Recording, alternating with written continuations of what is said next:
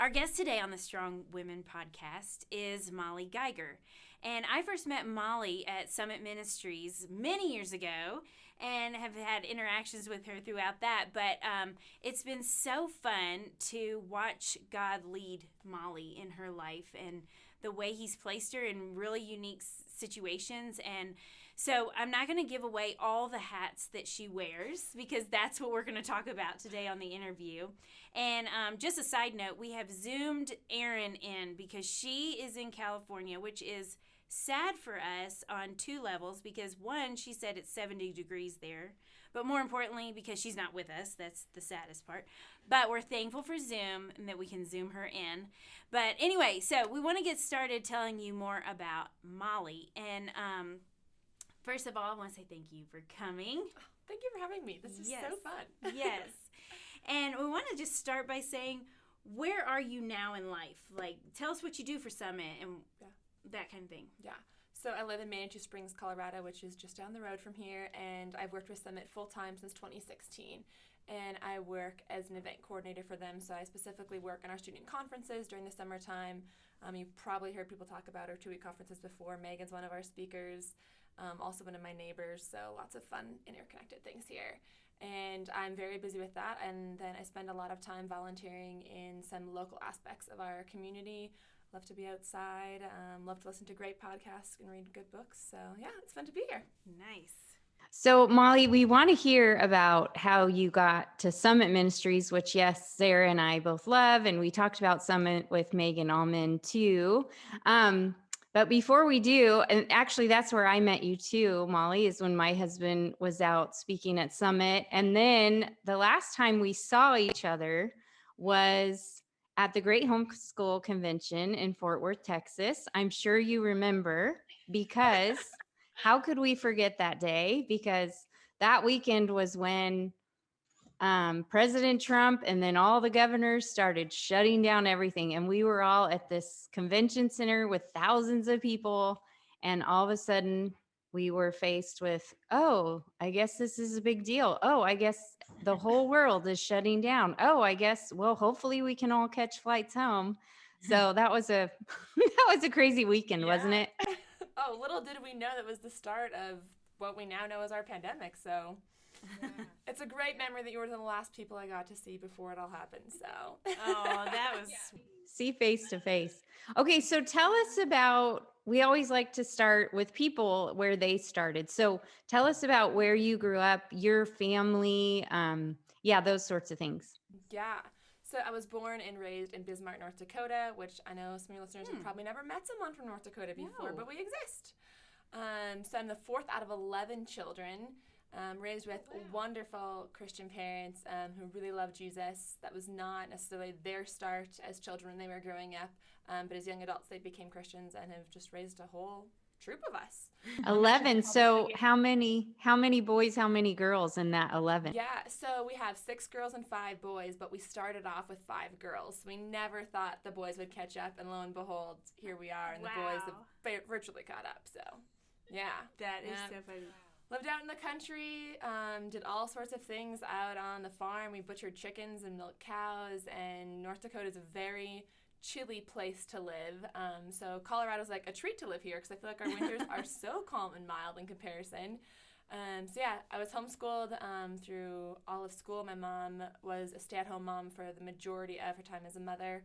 She worked as a nurse for a number of years, and then when her 6th child was born, she said, I'm going to stay home with my kids now. Whoa. So, yeah. 6 children before she said, oh, wow. So what was your view of femininity growing up?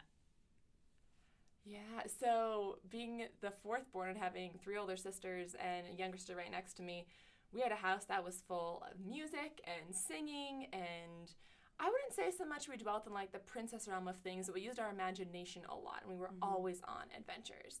And my mom is a fierce and wonderful woman, and she is like steadfast in her love for people.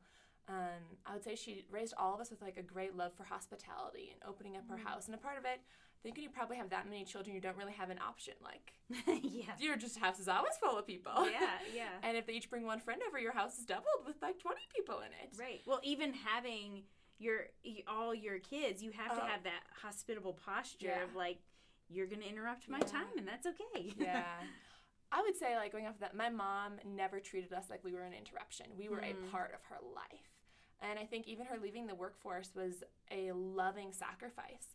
But she sacrificed it because she wanted to be with us. She wanted to be a huge part of our education, and she wanted to model for us, like, you can do great things. She was an entrepreneur on so many different levels, started lots of different businesses, and my parents have been really successful, and God has just blessed them with things that a lot of it was like her vision of, hey, we could do this. Also, when you have lots of kids, you can do a lot of things. You have a lot of manpower. That's true. That's true. But I would say she gave us a really good view of femininity, of just, we are image bearers of Jesus Christ wherever we are, and raising her children up with like the nurture and admonition of Christ to serve him wherever we are. I don't think she's ever boxed that into like the area or zip code that you live in or a specific nature of work. But she really gave us a love to learn, a love for knowledge, and I think her being our teacher like really instilled in us what that looks like. And I remember as a young child, probably like 2nd or 3rd grade, she was like, oh, you have a report that's due. Like, I want you to do it on something that you care about. I know that your book has these options. But, like, if you care about vineyards, figure out what's going on with vineyards. If you care about how the first man got to the moon, like, do a report on that. And I think that just instilled in my heart from a young age of, like, we are our own limits of what we choose to pursue. And, just giving us a worldview outside of ourselves. So, So do you think, Molly, that being an older sibling is what kind of shaped your heart towards young people? Because your heart and life is really devoted to young people in different things that you do. But Summit Ministries is all about, the next generation, training the next generation. You work on putting on events to bring young people in or to expose young people to worldview training. So do you think it was from being in a big family, having younger siblings, or was that something that developed later, maybe in college, or what do you think? Yeah, that's a great question. I think some of that is definitely part of being from a big family. This is just what normal is. My sister right above me, we used to joke a few years ago, like if it was just the two of us, we would have been like the brattiest kids out there. We would have had everything we wanted. Like our world would have just been catered to us. But you would have had to butcher all the chickens and milk all the cows. Yeah, I don't know what that would look like. So I definitely think that's a part of it. I also think personality just plays into that, people who get their energy from doing things with other people. And I'm actually a lot more of an introvert, but I love being around communities that bring life. I also think that, like, with my parents being so hospitable, I got a vision really early on of, like, the nature of community happens when you're in community with people, and that means, like, you have to go outside of your comfort zone, or you have to give up things in order to create places for people to come and be a part of. Also, living in North Dakota, honestly, like, there are not a ton of people there. Like, our entire population of our state, like, probably fits inside Colorado Springs or something.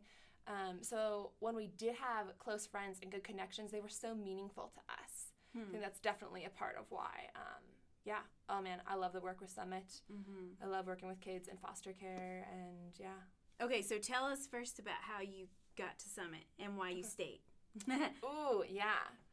Summit sometimes I feel like is a trap. You get there once or twice and then they keep you and you never get out, which could be a great thing. Yes. So I came because a friend of mine had come and just shared her love of the program. So I came in summer of 2011 and I ended up staffing that summer and just fell in love with what Summit was doing and their vision for people. And one of my like light bulb moments as a student, I remember looking around our room at like 180 other students and realizing there are so many people here that have a love and devotion to Christ. And when we feel like we're so isolated and alone, that's just not the case. And so just, really enticed by this idea of they are doing something really, really right. So I head back to North Dakota, worked at another job that I was doing there, and through all of my summers, I somehow came back to Colorado. I spent time in their Tennessee location. I was with them in California when we started California session.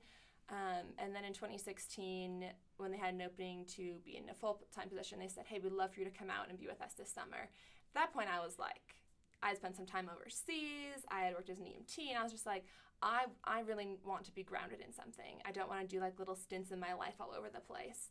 And then they offered a full-time job, and here I am. And here you are. So I had that same experience with Summit when I was in high school, where, you know, my youth group cared about Jesus, but there was like, a person here or there that really cared. But when I went to Summit, I had that same like, whoa, there are people that really care. And there are big questions that have answers. Yeah. Like, that was huge to me too. Yeah. But, okay, so you mentioned going overseas. Yeah. And how did that fit into your, like, how old were you and how did you get into those trips? Yeah. So the end of summer 2014, I knew that I wanted to pursue missions in some world. I actually thought I would go to the medical mission world, and like doors just closed. And then there was this tiny little baby orphanage in Kaohsiung, Taiwan, and they had just a lot of heartaches. They had like a typhoon that came through and power outages and earthquakes, and they really needed nannies to come. So I Skyped with a crew over there. I had never met any of them. Had like a connection that knew someone that had adopted from this orphanage was how I found out about them. So you weren't going through an organization? No. Oh, wow. Like when I landed in Kaohsiung, got off the flight there, I had never met a soul from there before. Whoa.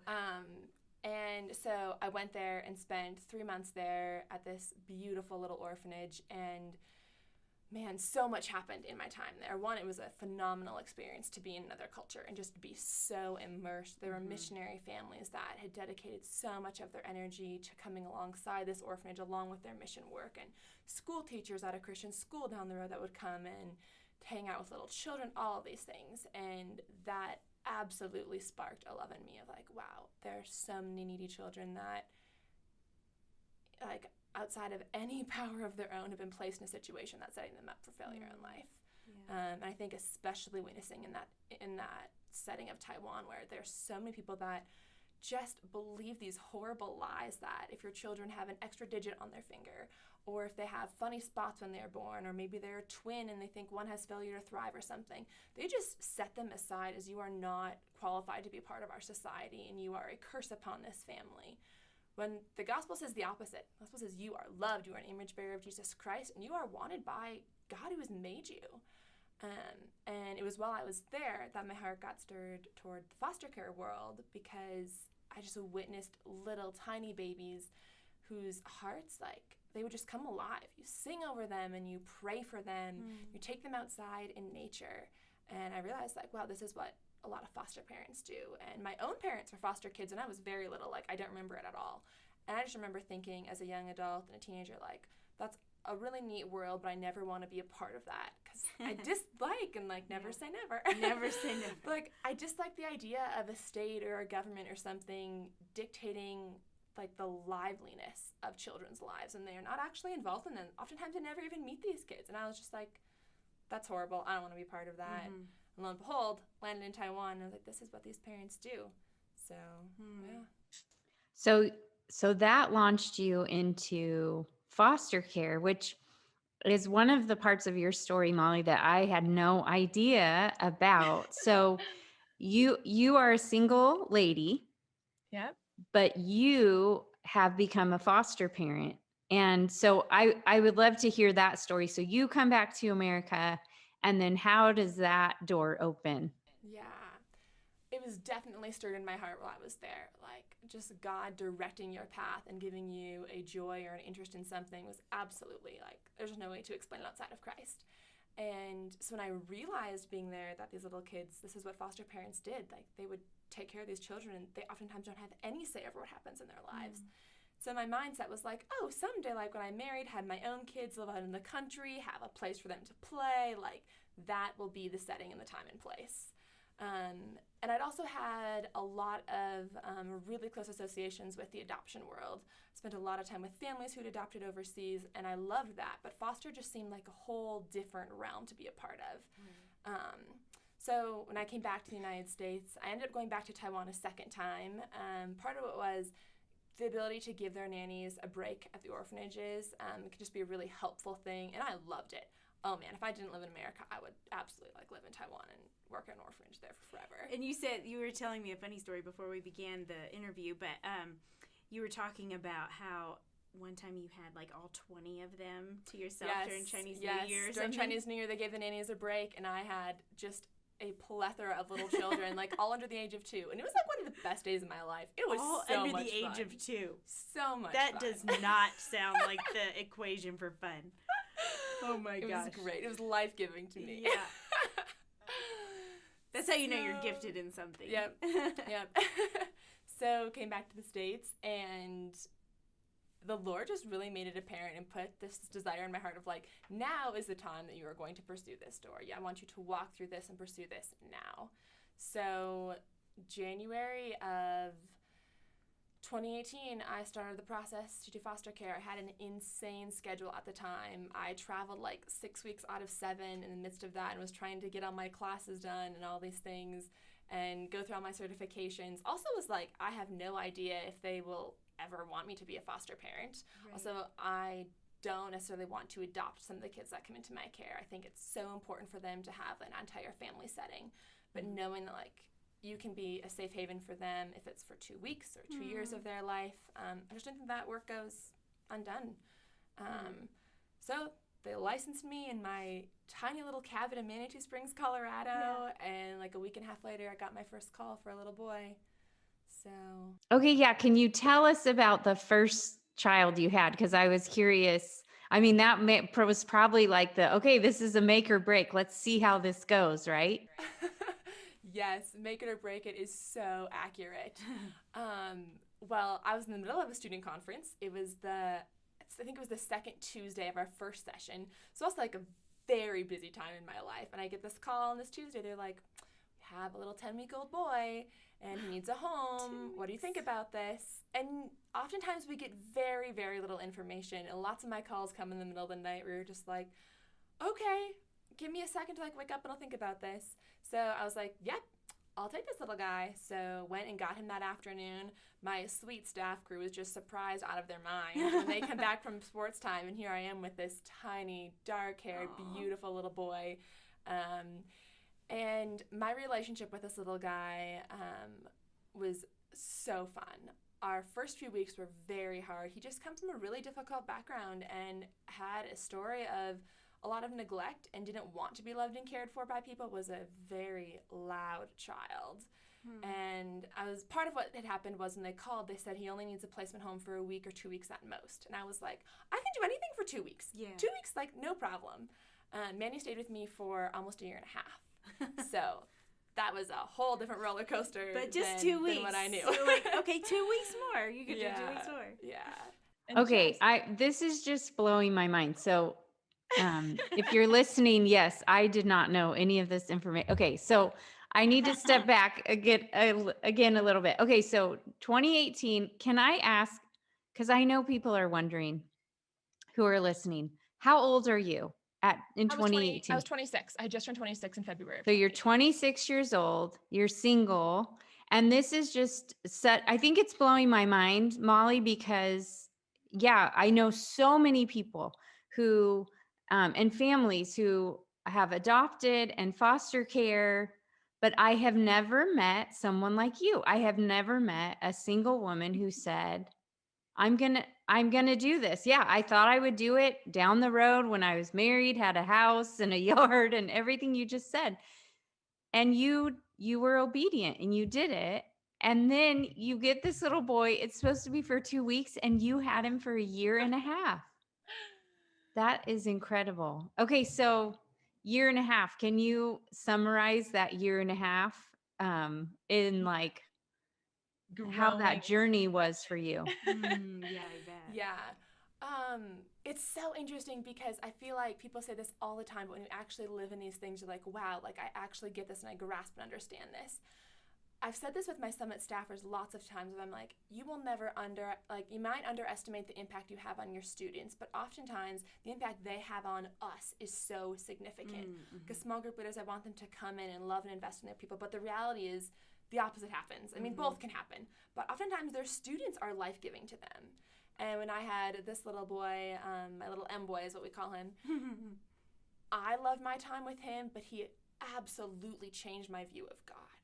And to love someone whose life I got a front row seat to his despair. I remember journaling about this 2 years ago and writing things like, I have a front row seat to someone's hell. And a part of it was like, for me, I had this beautiful, he's just a gorgeous little child. A life that's spunky and fun, and babies can be so fun and cute and all these things, but the reality was he didn't get a say in any of this. Right. I was the 5th house that he had landed in before he was 10 weeks old. Oh my So his little life was just upside down. And probably one of the most profound things that happened through all of that was, so I've had 4 little guys in my house, actually. I hardly ever get calls for girls, and the joke is that, like, I'll never get a call for a little girl. Like, I'll just get all these tiny little boys. It's like payback because your mom had all girls first or something. Now it's like, well, forget this. I have to get you 5 girls or 5 boys, apparently. Yeah. When I took him to go to his first visit to see his birth family, I was sad. I don't know how he handled that. He was like 11 weeks old probably at the time. I was a basket case, just feeling like, wow, you poured so much into this tiny little life, and now you have to give them back even for a short time. And just there's a lot of emotional turmoil with all of that. Wait, pause for a second. So you were fostering him, but he still had visitation with his parents? And most children in foster care have visitation. It can be sometimes once a week or twice a week, and it can be anywhere from like an hour to an entire day. Because the idea is you want to get them back with their families. Yes, if they're going to be unified with their parents, keep that relationship as open as long as possible, and work on that. And so was it sad for you because you just didn't know the situation, or did you know the situation? That's why it was sad. Some of both. Yeah. And actually, I remember, different caseworkers that we've worked with, and oftentimes they'll say things like, you meeting the bio parents might give you things to fear, but you'll probably let go of any fears that they have towards you. And I was like, oh, if we ever have the opportunity to like be gracious towards someone and eliminate fears, we should take that opportunity. And honestly, I think the scariest thing is running away from fearful things. And when you face them head on, they become a lot less scary. Right. And through little M's case, something that I would just say is 100% the work of Christ, and just his spirit like guiding me and convicting me. I have my own thoughts and ideas about things. It's really easy to have this idea of like, well, obviously you weren't a good enough parent, which is why your child isn't with you. And if the state chose me, like, I'm adequate or whatever it might be, which are oftentimes just crazy lies and things that we conjure up maybe to give us a sense of peace. I don't know. Right. And I had this realization when he'd probably been with me 2 or 3 months, and I have a great relationship with his bio family. All of my kids, except for one, I still keep in touch with to some degree. So he is like, he's placed back with his family. He is with extended family. Okay. Yeah, but thriving, doing so well. I saw him in September, and sweet, wonderful little child, and just doing really, really well. Yeah. So, but I had this moment of realizing, like, I love this little child that's on my lap so much, and I would sacrifice all these things in life for him. And yet I have his mom, who sometimes is a struggle for me if I don't know how to interact with her. We see life very differently. We've chosen very different life paths. And I realized, like, in my mind, I was like, if this little boy were 18 years older, would I love him any less simply because of his age? Or if his mom were 18 years younger and his age now, like, would I love her any more or less? And just really, like, that's crazy. That the gospel transcends the age of these things, and if we really are for families and for parents, we have to be for the entirety of them. And lots of times kids don't get to go back to their parents right away, or they don't ever get to go back sometimes. I still think, like, the opportunity to show them the love and the grace of, I'm not here taking your child away, I'm here to love your child until you have your child back to do that on your own. Wow. I love your courage in that and I think the most courageous thing about what you're talking about is that you open up your heart to these little lives that you know you're going to have to let go of. And you keep doing that over and over again. And I know, listening to you, that it's because you're connected to the source of love. And so you can handle it, in a sense, and you just seem to just have so much love to give. And I love your perspective on the birth parents, because that is just such a humble perspective for you to have, that you're not better than them, but you're just, at this time, you're in a better place to care for their child, and your hope is to reunite them with their kids. That seems to just That blows me away, honestly, Molly, because I just think that is such a humble attitude to have, and a wonderful, I mean, God must just be molding your heart. Your heart just seems so big. And I love it. It's so encouraging to hear. And I think it's just, especially just because I just haven't heard of something like this before. I haven't met someone like you, Molly. This is just, I think it's just really exciting that you are really living out the gospel. Yeah. And yeah, it gives me goosebumps. So, Well, and back to your hospitality word that you talked about at the beginning of our conversation. I'm not a word of the year kind of person normally, but hospitality has been weighing heavy on my heart this year, just in the last couple months. And really goes along with exactly, maybe your God speaking to me right now, but the Holy Spirit speaking through you. But what you brought out, and we think of hospitality as like, well, I need to prepare a meal for someone to come be in my home with me and have dinner, and sometimes that can be overwhelming. But hospitality is really so much bigger. It's your mom being hospitable and never feeling like you were an interruption to her. Although I don't want to ask my kids that, because I'm sure they'd be like, oh, we always interrupt, Mom. But I was really convicted a couple months ago when this word first started being like coming into my prayers, that I'm not hospitable to the people in front of me. And what I mean by that, well, not all the time, hopefully, but just that posture of being open towards whoever's in God places in your life. And I've been really praying about that. And your story is really challenging to me, because that's kind of an ultimate hospitality there, where, I mean, this little one can't give you anything in return. And you are, of course he did, but in the world's standards of things to give in return. But that's really challenging. I think that's amazing. And I have to pause and say, because we have our wonderful producer Blake with us, and Blake and his wife worked in China for a while. He's the one making sure the cameras are looking okay. At least making us not look like we're too white, but maybe a little bit tanned. No, I'm just kidding. But anyway, Blake and his wife Meredith were in China for several years teaching at a school, and they fostered in China. So I'm watching Blake out of the corner of my eye as he's like, he's resonating with what you're saying. But anyway, so that's the end of that side note. Thanks, Blake. So, like, coming back to the hospitality side, though, I would say when you mentioned, like, make it or break it, Aaron, with this first little kid, I had no idea how true that would be. And I'm, like, a go-getter. I love challenges. And if you give me obviously, the challenge tied to it, I might do it just to show myself that I can do this, how I want to do it or something. Right. And so with foster care, I was like, I will never turn in my license. I will never give a 30-day notice of a child. Just this whole thing, like, if I do this, I'm going to be 100% committed to this. I'm going to be all in for this. And when throughout the duration of having this little guy that I had, and then him leaving, which was so hard. It was such a good thing, and it was absolutely the right thing. Right. But just like I walked home and there were no footsteps. There was no noises. Like, it was just so quiet. I just remember sitting there and being like, wow, this silence is hard. And the agency that I'm with in Colorado Springs is full of just a plethora of God-fearing families.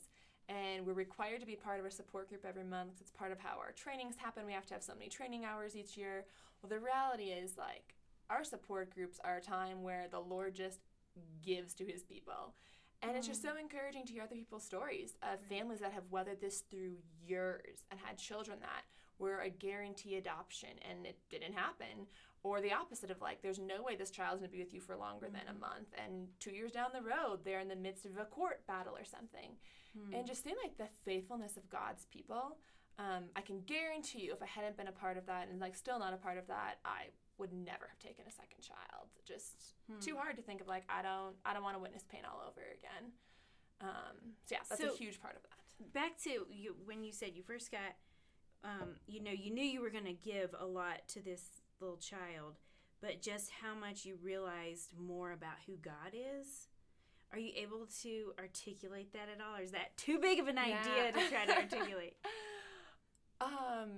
This little life taught me so much of like beauty in the mundane things. I had so many firsts with him, and honestly, some of that is so bittersweet. Especially if you think a child's gonna go back to their parents and like be reunited, you're like, I'm witnessing all these things that you should be getting to cheer him on for, and like the Lord knows all of those things, and I want to be faithful to what He's called me to today, and I don't get to decide those things. But oh man. Yeah, the amount of stories I could share, and one thing I will say that I just think is so interesting about life, and especially as like a single woman and deciding like career-wise what things are going to look like, and combining that with like things that I love and things that I'm passionate about. I questioned for a while, like, is this the craziest thing for me to ever do in the midst of student conferences? Like, I'm on call 24/7, May 1st to September 1st. I have to live on site. Like, my life is so busy. Like, it's just like the craziest thing I've ever done. And when I weighed pros and cons at the end of the summer, like the pro side of this was because I had this cute little guy who after about a month or so with him, he turned the corner and became happy, bubbly little guy and just loved to be around people. My staff crew loved him. My staff crew struggled with him right away. He was very cute but very loud, and in my determined effort to help this child learn to bond to someone, because it was really obvious he didn't have really good bonds with anyone, I didn't let them touch or hold him for 2 weeks, which was like a detriment almost to all of us, because then I had to do everything myself. I had all these people that wanted to help, and it was so good, and I would do that all over again and do it the same way. But my staff and students getting to watch this all summer, and I would introduce him the first evening that we started a session, because I didn't want them to wonder who's this little kid that just is with me all the time and would come to sports times with us and be there for graduations, all of that. And the amount of students that got to come and share some of their stories, and students that said, I don't ever tell people this, but I was in foster care, and I've wondered for my entire life if I wasn't good enough for my parents, and that's why they couldn't love me as a child. Wow. And just like the overwhelming opportunities to just be like, Lord, you are using this tiny little baby who is here for such a time as this to draw people close to you. Oh man, God is so much bigger than what I had imagined. And I think sometimes people often look at the foster care world of like, oh, what is it that you're doing for these children? And I would turn it around and say, no, like, look at what these children are doing for the kingdom of Christ. So yeah, that's how I would answer, like, tell me a bigger view of God. Yes. Yeah, I'm glad you mentioned the community part. Of course, you had community at Summit, but the once a month meeting that you mentioned, because I was going to ask you, okay, I know the Lord is giving you strength, and then I know also that we need community, right, around us. So I was going to ask you, how did you, every time you have a little guy, how do you get support and how do you draw in family around this little guy to just help him feel loved? Yeah. So yes, the agency that I'm with has done a marvelous job of that, and just families that you could call upon day or night and be like, I need X, Y, or Z, and they will provide. They will come. Also, when we would go to our monthly meetings, there's one time where it's my little guy and 3 other little ones just all in this little blanket playing together. And they had their own little fellowship of these little people. But we come in and it's like, we were so excited to meet these new children that had been placed with these families, wanted to know, what do you need? How can we pray for you? What are the challenges you're going through? And the reality is, like, there's a lot of challenges. And seldom did we end a meeting without multiple people in tears, which I think is just so true of, like, the thief comes to steal, kill, and destroy. And Christ comes that we would have life. And that it just feels like it's a constant pull for us of, how sweet that we have a new placement. How sad that a family's so broken they don't have their newborn baby with them. Like, that would just grip me. How sad that you take a child to a visitation, the parents aren't there for who knows what reason. How sad that you go to court and you're in this battle of truth versus reality. And oftentimes as foster parents, we don't ever get to say anything. And that has been a very humbling experience for me to sit there and being like, I have facts. Yeah, I got about, things to like, say. I literally have facts about what have happened, and what you just stated was not 100% accurate. And at the end of the day, there's a life that's at stake, and just being like, the Lord cares, and the Lord sees way more than we see of all of that. I'd also say my family's been really important in that, of having siblings who are just so near and dear to me, and sisters that would send packages, and the amount of times I've been on my way to a placement call and I'll text. We have a sister, we call it our sisterhood chat, being like, well, gang, meet the newest little one or something, and so much joy and excitement over all of that. When I took my little guy home for Christmas, watching my niece and nephews, oh my goodness, they were just beside themselves and loved this little kid and would ask about him all the time. And I think a lot of that just gives you life. Also, being around a Summit community, they are people that love people. Yeah. And sometimes they'll say things like, we know that you might have your license like on hold for right now, but we'd really appreciate it if you'd open up so we can have another kid in the village. So I have a wonderful community there. But even in that, I'll be really honest and say, like, there are times when it's really lonely. You have someone's story that you don't get to share. You know so much about this life, and it is their story to tell and not ours. And in the mundane things, it can be really challenging. And last year, I did choose to put in like a 30-day notice on a placement that I had. And I just knew that I wasn't in a spiritually healthy place to continue on, and I was emotionally in a healthy place. We've been very sick. I got him as a sick baby, and I ended up getting sick. So before quarantine happened, we were in quarantine. Oh, fun. And really hard things in his case, and a lot of people involved. And I was just like, I'm not giving this child what is best for him. And I told our caseworkers that, and I said, I really think he belongs with a family. He needs to be with other siblings. He was used to that. So he did get moved, and I was just like, my season is probably done. Like, I had to throw in the towel, and I couldn't conquer through all of this. And just even looking back now, one of my dear friends who's also been involved in the foster world, and I told her that, I was like, I think I need to not do this for a while. She was like, I would rely on the Lord to be the dictator of stating, you have no idea what he is bringing about in your life. And like, little did I know, the very next week was when we were in Dallas, and the world was going to go to chaos, and I'm so thankful I didn't have a placement then. I think that would have been really, really hard, and a storm that I shouldn't have weathered. And long story short, with all of that, I still see this little guy who's with a wonderful family. I'm babysitting him this weekend. I have a great relationship with them, and I don't know if he'll end up being adopted by them. I don't know. And then But even just having that wisdom, though, I mean, I'm sure, I can imagine it felt like a little bit of a failure, kind of what you're alluding to. What I've committed to. Yeah, like maybe I'm not cut out for this. Yeah. But I mean, even just hearing you say this for the second that you're saying it, I can see clearly that how would they have known? Yeah. How would they have had the insight to know, oh, this child needs a family with siblings, and like you had the minute with him to be able to say, these are his needs. I actually am not equipped for these needs, but that's really, I mean, even that, what felt like a failure wasn't. Yeah. So the Lord has worked in mysterious ways for sure. As if your life isn't full enough. I also know about you, Molly, that you are a volunteer firefighter in Manitou Springs, Colorado. So I have got to hear how this came about, because again, my mind's a little blown by you, and I'm thinking, okay, like, are you Wonder Woman or something? But okay, so tell us about and I know it's something you really enjoy doing. So tell us about how you became a volunteer firefighter. Yeah, it's a great question. Summit has like this history of people that join their crews and end up joining the volunteer fire department, including the Honkin family, who had an incredible legacy there.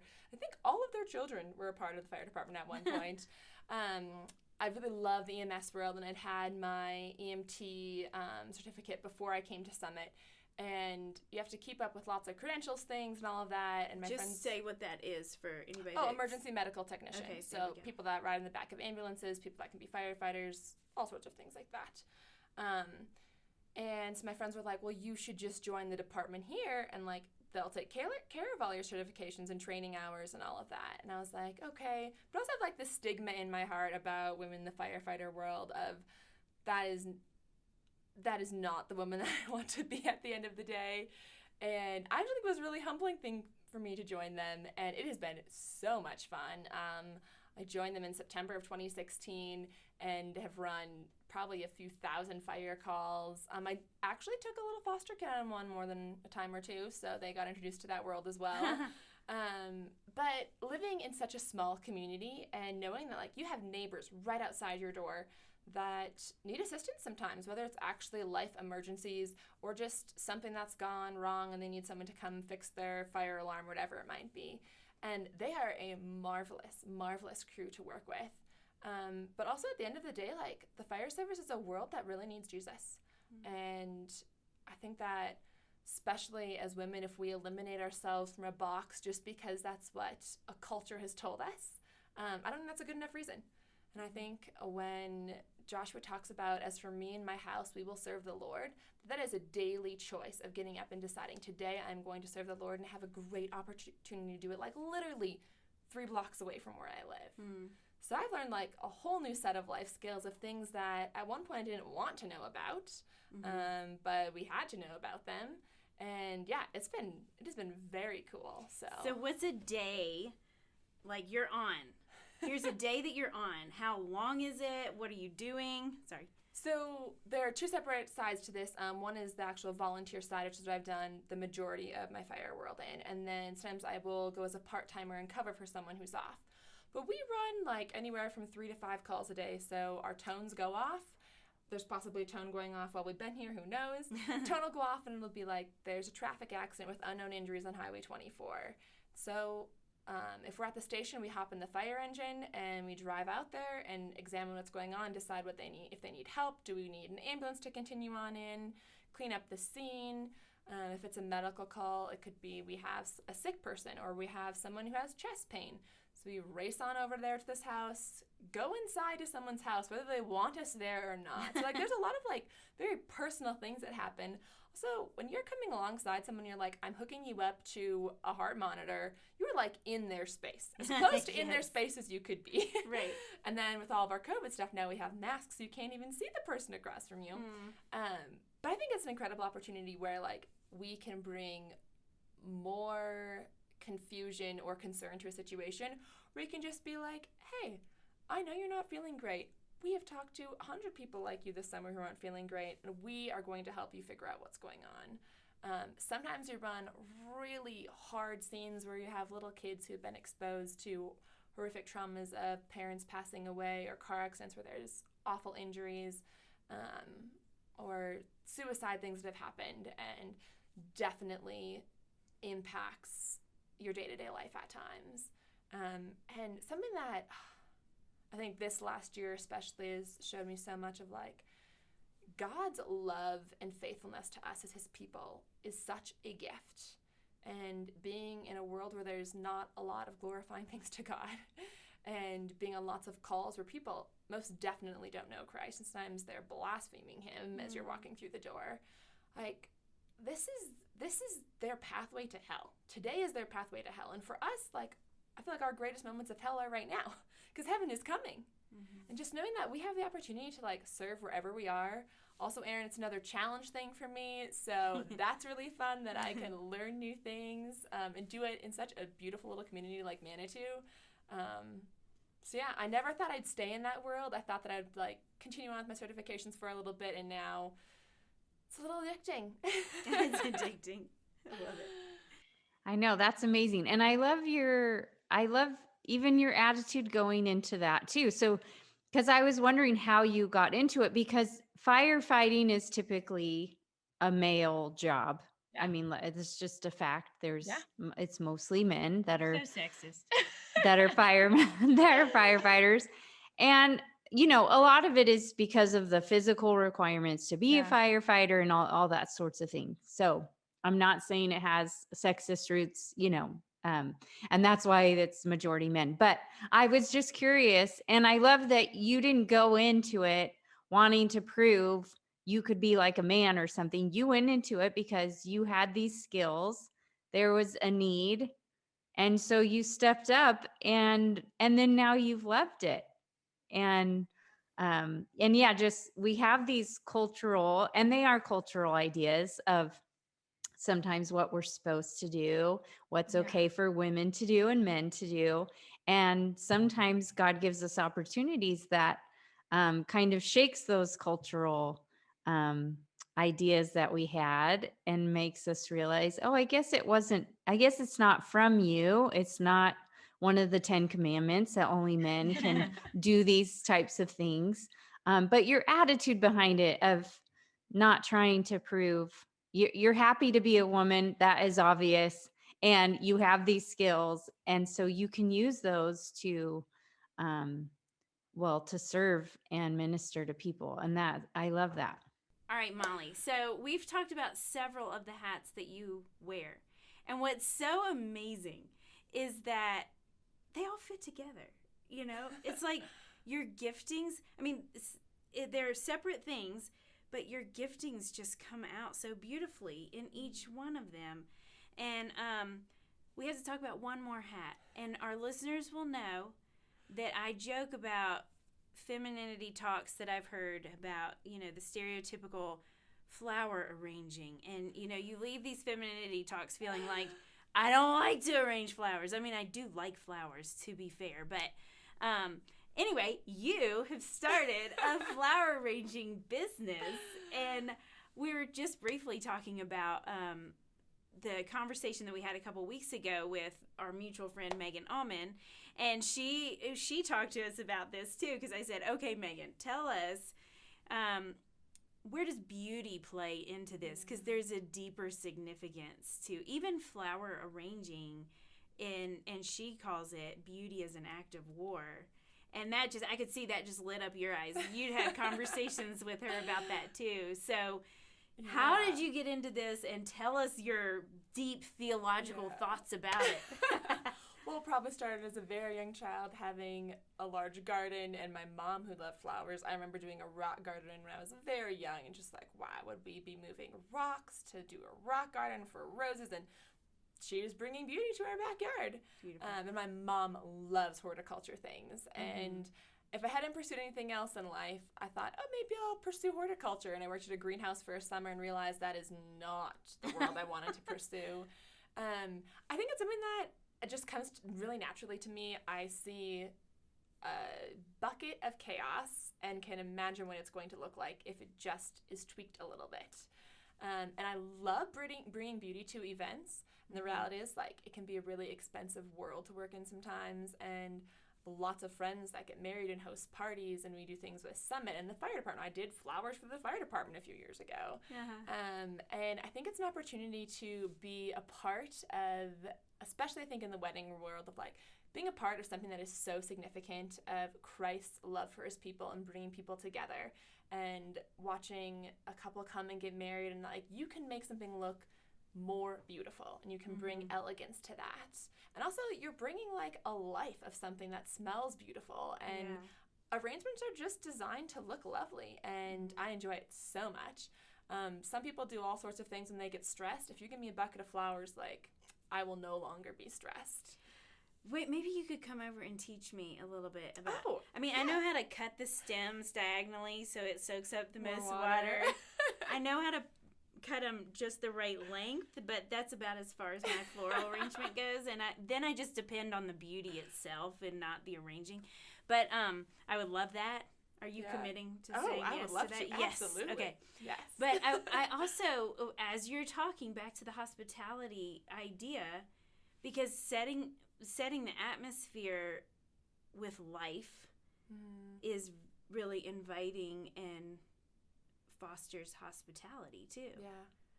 So maybe I need to appreciate this more. No, it's not that I've like totally painted myself as this anti-floral arranging person, but it's not that I don't appreciate it. I don't like it being like the stereotypical, like that's what, here, honey, you arrange the flowers for the women's barefoot tea. in the kitchen. Yeah. You do that. That's safe for you. That's what I get like, about. You don't want to be told you're supposed to like it, but you do see the value of it, right? That's it. I think I probably agreed with that more a few years ago, like had that mentality. And then as I read through scripture and realized Wait, which mentality? The mentality of like, oh yeah, I don't want to be like pegged as like this woman who wears pink and Right. has sparkles and like all those things and arranges flowers and is like barefoot in the kitchen. But when you read through the Bible, you see over and over the emphasis they put on making things beautiful. Yeah. Like this number of pomegranates that are part of this temple that we're putting together. And I just realized like, wow, like people choose to spend a lot of time and money and resources on these things sometimes. Right. And especially when it comes to celebrations that bring glory to God, I think it's so important. Yeah. So, yeah. I'll bring you flowers soon. Agree. Bring Show me you how to flowers and arrange show them. me. Yes, I'll pay you for that. Okay, Molly. So before we let our guests go, we always have a few questions at the end that we love to ask. So first, we're going to talk. We want to hear your thoughts, and we know you work with young people, so I'm sure you have a lot of thoughts. But this podcast we started with our daughters in mind, with wanting to put women in front of them who are true role models of strength. And so when you think of the next generation, as you work with younger women, what is some advice that you would give to them, or something you wish someone would have told you, or something you're thankful that someone told you when you were younger? Something my parents told me years ago when we were talking about we'll go with some companions I had, not in the friend realm, but companions that weren't always great. And I was trying to figure out and navigate things in life and wanting to spend time with them, but wanting to pursue things that would draw me closer to Christ. And my dad made a comment. He said, Molly, God doesn't care as much about where you've come from as where you are going. And I think that we let our history hold us back, whether it's the family that we grew up in or the family we didn't grow up in, or the financial peace and security we had as children or we didn't, or opportunity for education, or this job, or whatever it might be. And yeah, I just think like how much when we choose not to have an attitude of contentment and thankfulness and gratitude for what God has given us, it just completely robs us of our joy. And a joyless person is really hard to be around. You don't get encouraged by them. They don't inspire good things in you. If anything, sometimes I feel like they zap you of your joy. And so I think just this entire thought of, Lord, today you have put things in front of me and I can choose to pick up my cross. I can choose to bear these things.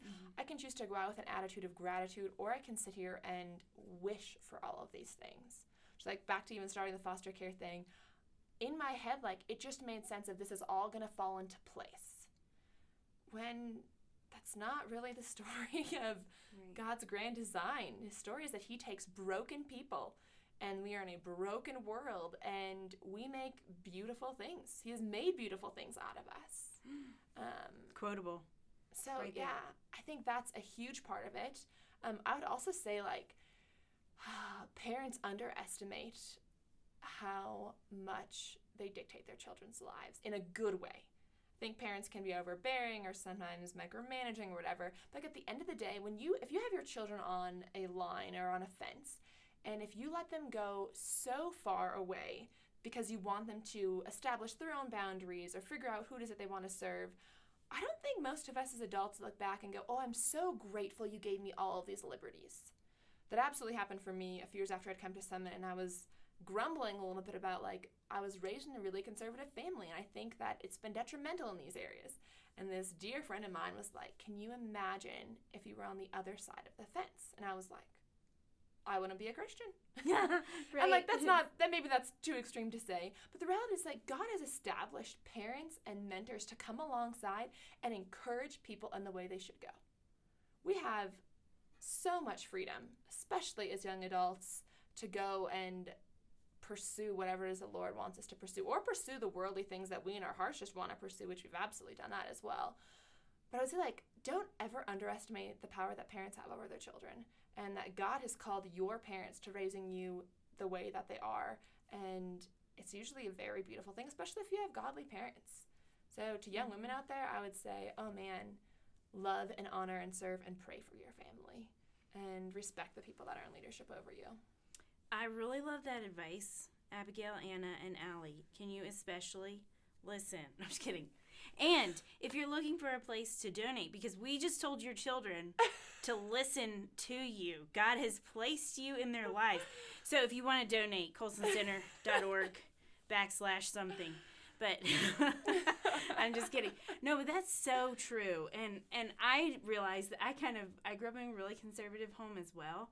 And I remember as a teenager being like, my parents are so strict. And now that I'm a parent, I'm like, why did they let me do all of those things? And thank God for parents. I'm so grateful. Okay, I know you're a reader. So what books do you have going right now? I'm assuming it's books. Yes. Okay. Yes. I do have a number of books going. At the start of every year, I get a stack going and want to read so many books a month or whatever it is. I'm currently reading 4. I'm reading a memoir like Elizabeth Elliot, who wrote A Chance to Die, going after Amy Carmichael's story, which actually, taking on to your last question, I would say also impact your children by the books that they read. Yes. 100% that impacts who you grew up to be, I think. Yeah.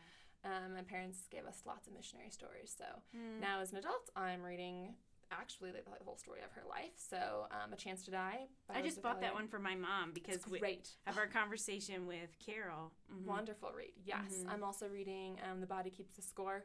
Talks about the trauma and what happens with like the brain and the mind and the heart in dealing with traumatic things in life. Wow. So it's excellent read.